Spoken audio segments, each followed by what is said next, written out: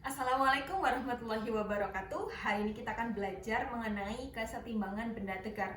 Salah satu subbab ya, bagian dari bab dinamika rotasi. Nah, kita langsung ke contoh soal. Kita coba selesaikan soal yang ini. Jadi misal ada suatu sistem seperti ini, ada batang ya, salah satu sisinya di atas tumpuan, salah satu sisinya digantung ke katrol, yang mana katrol itu ada beban lain di sisi lainnya. Kita sebut saja ini batang AB, beban yang di sisi lain katrol itu benda C, gitu ya. Kemudian titik tengah dari batang AB itu adalah Z, ya. Titik Z itu adalah titik pusat masanya, yang mana jaraknya dari titik A itu 2 meter, jaraknya dari titik B 3 meter. Nah, jadi sistemnya setimbang. Setimbang berarti dia tidak bergerak, tidak berputar, diam seperti itu. Kemudian kita mendapatkan data dari soal yang diketahui adalah massa dari batang AB-nya itu 10 kg, dan yang ditanyakan itu adalah massa benda C yang tergantung di sini berapa.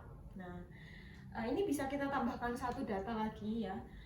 Karena tidak diketahui, maka percepatan gravitasinya boleh kita tulis 10 meter per sekon kuadrat. Kalau diketahui 9,8 ya kita ikuti soal. Oke? Nah, gimana cara menyelesaikannya? Kita coba breakdown satu persatu gaya-gaya yang bekerja pada sistem ini ya. Karena sistem ini setimbang, maka dia mempunyai dua kondisi ya.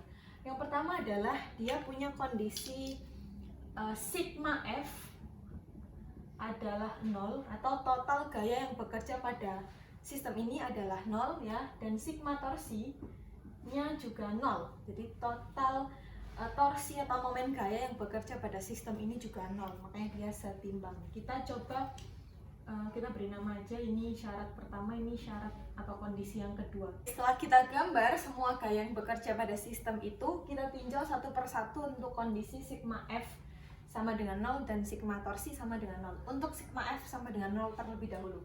Jadi untuk kondisi yang pertama ya, kita tinjau dari baloknya dulu. Di balok C ini ada gaya tegangan tali ke arah atas dan ada gaya berat ke arah bawah. Jadi kita bisa tulis T positif, min W negatif ya. Karena tegangan talinya ke arah atas jadi positif, gaya berat ke arah bawah jadi negatif. Karena sistemnya diam berarti sama dengan 0. Jadi T itu sama dengan W. W-nya balok C. Jadi kita bisa tulis WC. Oke, kita punya data ini. Kemudian kita tinjau batangnya, si batang AB. Tinjau balok C, tinjau batang AB. Di batang AB ada gaya normal ke arah atas ya.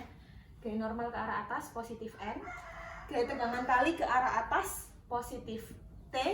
Dan gaya berat batang AB ke arah bawah jadi min WAB sama dengan 0 karena sistemnya setimbang. Jadi sistem yang setimbang berarti semua gaya yang bekerja padanya sama dengan 0. Oke, sekarang T-nya, kita tahu T-nya sama dengan WC. Jadi kita bisa ganti N ditambah WC itu sama dikurangi WAB sama dengan 0.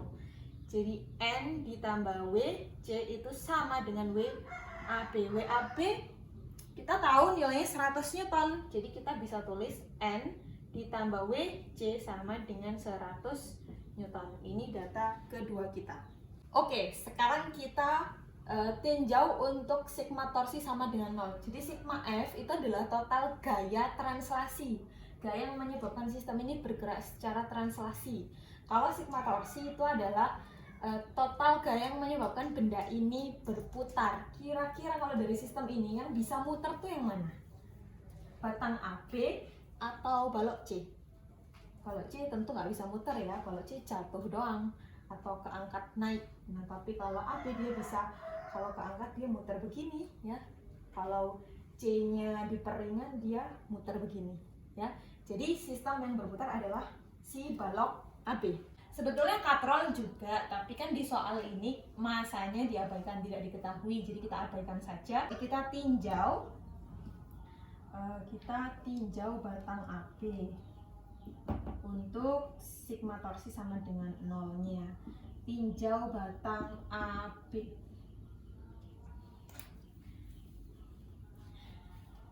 torsi itu rumusnya adalah gaya dikali dengan lengan gaya. Lengannya dan berarti jarak dari gaya tersebut ke titik tumpunya.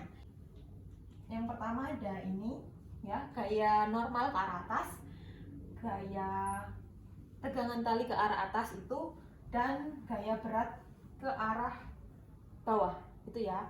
Tapi kalau untuk torsi, untuk menentukan positif negatifnya, kita tentukan dia bergerak searah jarum jam atau berlawanan dengan arah jarum jam. Kalau searah jarum jam dia positif, kalau berlawanan dengan arah jarum jam dia negatif. Jadi untuk si gaya normal karena dia ada di titik tumpu ya dia positif otomatis ya. Untuk si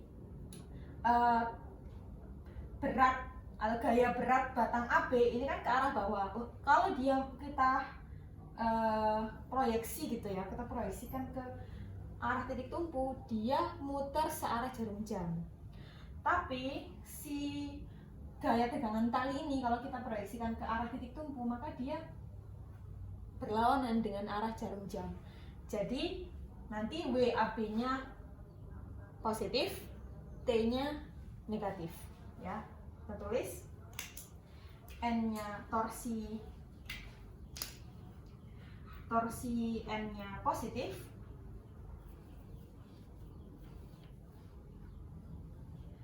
kemudian torsi AB-nya WAB-nya juga positif, kemudian torsi T-nya nah ini negatif sama dengan 0 gitu ya caranya ya. Jadi kalau searah jarum jam positif, kalau berlawanan arah jarum jam negatif apanya?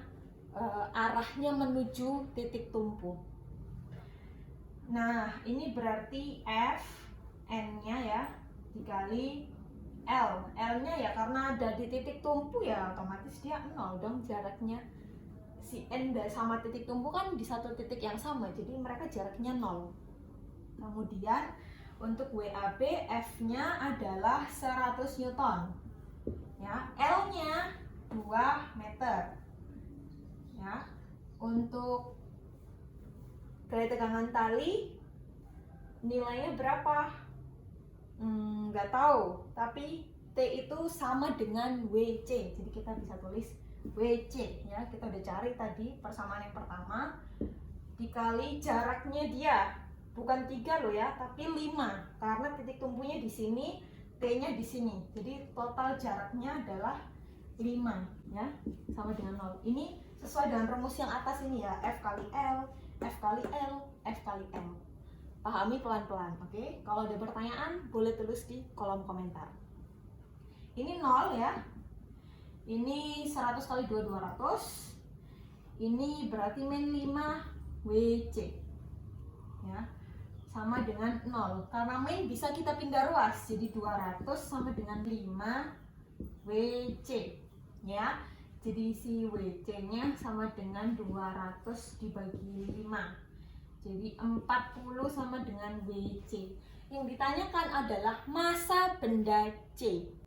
Jadi kalau W itu kan gaya berat, kalau massa, jadi kita bisa cari dengan rumus gaya berat itu adalah massa kali percepatan gravitasi ya. Jadi 40 Newton itu sama dengan M kali 10. Kecepatan gravitasinya 10 ya. Jadi N-nya adalah 40 per 10 sama dengan 4 kilogram. Ketemu jawabannya. Jadi kita perlu belajar satu rumus untuk cari gaya berat ya, W sama dengan M kali G. 2, torsi sama dengan F kali L, apalagi rumus-rumus yang di sini. Udah itu aja, selebihnya itu hanya analisa. Oke, semoga ini bisa dipahami. Ini adalah salah satu contoh soal HOTS ya, High Order Thinking Skill. Jadi memang butuh analisa beberapa kali sebelum menemukan hasil akhirnya. Jadi kalau teman-teman bisa mengerjakan soal semacam ini, berarti udah pinter untuk bab dinamika rotasi tentang kesetimbangan benda tegarnya. Oke, itu aja. Semoga ilmu hari ini dapat bermanfaat. Assalamualaikum warahmatullahi wabarakatuh.